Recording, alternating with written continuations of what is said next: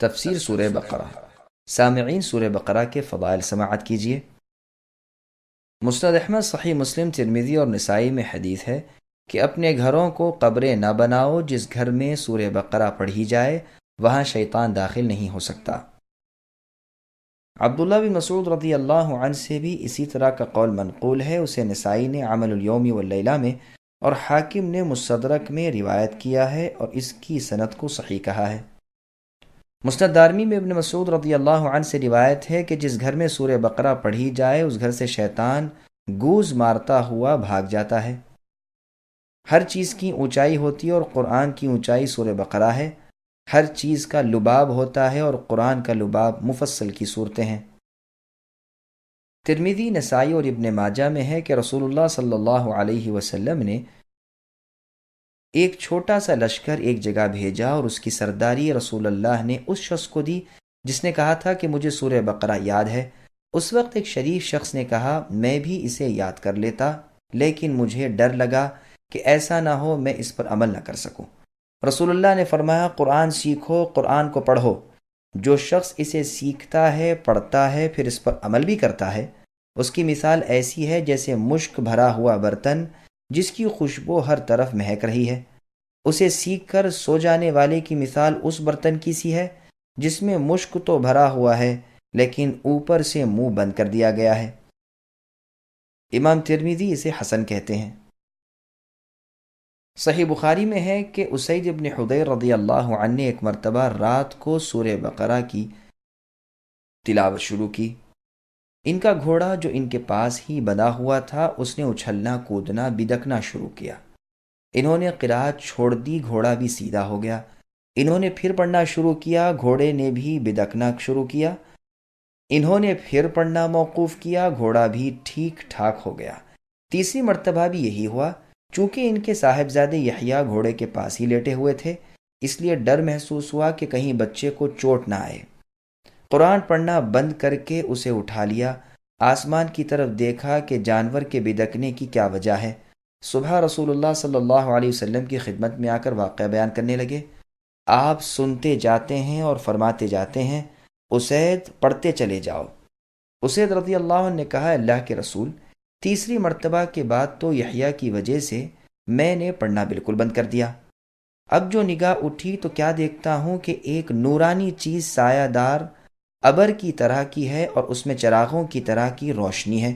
بس میرے دیکھتے ہی دیکھتے وہ اوپر کوڑ گئی۔ رسول اللہ نے فرمایا جانتے ہو یہ کیا چیز تھی؟ یہ فرشتے تھے جو تمہاری آواز کو سن کر قریب آ گئے تھے۔ اگر تم پڑھنا موقوف نہ کرتے تو وہ صبح تک یوں ہی رہتے اور ہر شخص انہیں دیکھ لیتا، کسی سے نہ چھپتے۔ یہ حدیث کئی کتابوں میں کئی سندوں کے ساتھ موجود ہے، واللہ اعلم۔ سورہ بقرہ اور سورہ آل عمران دونوں کی مشترکہ فضیلت۔ نبی صلی اللہ علیہ وسلم فرماتے ہیں سورہ بقرہ سیکھو اور اس کا حاصل کرنا برکت ہے اور اس کا چھوڑنا حسرت ہے، جادوگر اس کی طاقت نہیں رکھتے۔ پھر کچھ دیر چپ رہنے کے بعد فرمایا سورہ بقرہ اور آل عمران سیکھو، یہ دونوں نورانی صورتیں ہیں، اپنے پڑھنے والے پر سائبان یا بادل یا پرندوں کے جھنڈ کی طرح قیامت کے روز سایہ کریں گی۔ قرآن پڑھنے والا جب قبر سے اٹھے گا تو دیکھے گا کہ ایک نوجوان نورانی چہرے والا شخص اس کے پاس کھڑا ہوا کہتا ہے کہ کیا آپ مجھے پہچانتے ہیں؟ یہ کہے گا نہیں، تو وہ جواب دے گا کہ میں قرآن ہوں، یعنی تمہاری قرآن کی تلاوت کرنے کا عمل ہوں، جس نے دنوں کو تمہیں بھوکا پیاسا رکھا تھا اور راتوں کو بسترے سے دور بیدار رکھا تھا، یعنی تہجد میں۔ ہر تاجر اپنی تجارت کے پیچھے ہے، لیکن آج سب تجارتیں تیرے پیچھے ہیں۔ اب اسے ملک داہنے ہاتھ میں دیا جائے گا اور ہمیشگی بائیں ہاتھ میں۔ اس کے سر پر وقار و عزت کا تاج رکھا جائے گا۔ اس کے ماں باپ کو دو ایسے عمدہ قیمتی حلے پہنائے جائیں گے کہ ساری دنیا بھی اس کی قیمت کے سامنے ہیچ ہو۔ وہ حیران ہو کر کہیں گے کہ آخر اس رحم و کرم کی، اس انعام و اکرام کی کیا وجہ ہے؟ تو انہیں جواب دیا جائے گا کہ تمہارے بچے کی قرآن خوانی کی وجہ سے تم پر یہ نعمت انعام کی گئی۔ پھر اسے کہا جائے گا، یعنی قرآن کے پڑھنے والے سے، پڑھتا جا اور جنت کے درجے چڑھتا جا۔ چنانچہ وہ پڑھتا جائے گا اور درجے چڑھتا جائے گا، خواہ ترتیل سے پڑھے یا خواہ بے ترتیل کے۔ یہ روایت مسند احمد نیز سنن دارمی میں ہے۔ امام ابن ماجہ نے بھی اپنی کتاب السنن میں اس حدیث کا بعض حصہ روایت کیا ہے۔ اس کی اسناد حسن ہے اور شرط مسلم پر ہے۔ اس کے راوی بشر ابن ماجہ سے امام مسلم رحمہ اللہ بھی روایت لیتے ہیں، اور امام ابن معین رحمۃ اللہ علیہ اسے ثقہ کہتے ہیں۔ نسائی رحمۃ اللہ علیہ کا قول ہے کہ اس میں کوئی حرج نہیں۔ ہاں امام احمد اسے منکر الحدیث بتلاتے ہیں اور فرماتے ہیں میں نے تلاش کی تو دیکھا کہ وہ عجیب عجب احادیث لاتا ہے۔ امام بخاری کا فیصلہ ہے کہ اس کی احادیث لکھی جاتی ہیں لیکن دلیل نہیں پکڑی جا سکتی۔ ابن عدی رحمۃ اللہ علیہ کا قول ہے کہ ان کی ایسی روایتیں بھی ہیں جن کی مطابقت نہیں کی جاتی۔ دارقطنی رحمۃ اللہ علیہ فرماتے ہیں یہ قوی نہیں ہے۔ میں کہتا ہوں کہ اس کی اس روایت میں بعض مضمون دوسری سندوں سے بھی آئے ہیں۔ مسند احمد میں ہے قرآن پڑھا کرو، یہ اپنے پڑھنے والوں کی قیامت کے دن شفاعت کرے گا۔ دو نورانی صورتوں بقرہ اور آل عمران کو پڑھتے رہا کرو، یہ دونوں قیامت کے دن اس طرح آئیں گی کہ گویا دو سائبان ہیں یا دو ابر ہیں یا پر کھولے پرندوں کی دو جماعتیں ہیں، اپنے پڑھنے والوں کی طرف سے رب تعالیٰ سے سفارش کریں گی۔ پھر رسول اللہ صلی اللہ علیہ وسلم نے فرمایا سورہ بقرہ پڑھا کرو، اس کا لینا برکت ہے اور چھوڑنا حسرت ہے، اس کی طاقت باطل والوں کو نہیں۔ صحیح مسلم میں بھی حدیث ہے۔ مسند احمد کی ایک اور حدیث میں ہے قرآن اور قرآن پڑھنے والوں کو قیامت کے دن بلوایا جائے گا، آگے آگے سورہ بقرہ اور سورہ آل عمران ہوں گے، بادل کی طرح یا سائے اور سائبان کی طرح یا پر کھولے پرندوں کے جھرمٹ کی طرح، یہ دونوں پروردگار سے ڈٹ کر سفارش کریں گی۔ مسلم و ترمذی میں بھی یہ حدیث ہے۔ امام ترمذی رحمۃ اللہ علیہ اسے حسن غریب کہتے ہیں۔ ایک شخص نے اپنی نماز میں سورہ بقرہ اور سورہ آل عمران پڑھی۔ اس کے فارغ ہونے کے بعد کعب رحمۃ اللہ علیہ نے فرمایا اللہ کی قسم جس کے ہاتھ میں میری جان ہے، ان میں اللہ کا وہ نام ہے کہ اس نام کے ساتھ جب کبھی اسے پکارا جائے وہ قبول فرماتے ہیں۔ اب اس شخص نے کعب رحمہ اللہ سے عرض کی کہ مجھے بتائیے کہ وہ نام کون سا ہے۔ کعب رحمہ اللہ نے اس سے انکار کیا اور فرمایا اگر میں بتا دوں تو خوف ہے کہ کہیں تم اس نام کی برکت سے ایسی دعا نہ مانگ لو جو میری اور تمہاری ہلاکت کا سبب بن جائے۔ ابو امامہ رضی اللہ عنہ فرماتے ہیں تمہارے کسی ایک بھائی کو خواب میں دکھایا گیا کہ گویا لوگ ایک بلند و بالا پہاڑ پر چڑھ رہے ہیں، پہاڑ کی چوٹی پر دو سبز درخت ہیں اور ان میں سے آوازیں آ رہی ہیں کہ کیا تم میں سے کوئی سورہ بقرہ کا پڑھنے والا ہے؟ کیا تم میں کوئی سورہ آل عمران پڑھنے والا ہے؟ جب کوئی کہتا ہے کہ ہاں تو وہ دونوں درخت اپنے پھلوں سمیت اس کی طرف جھک آتے ہیں اور یہ اس کی شاخوں پر بیٹھ جاتا ہے اور وہ اسے اوپر اٹھا لیتے ہیں۔ ام الدرداء رضی اللہ عنہ فرماتی ہیں کہ ایک قرآن پڑھے ہوئے شخص نے اپنے پڑوسی کو مار ڈالا، پھر قصاص میں وہ بھی مارا گیا، بس قرآن کریم ایک ایک سورت ہو کر الگ ہونا شروع ہوا یہاں تک کہ اس کے پاس سورہ آل عمران اور سورہ بقرہ رہ گئیں۔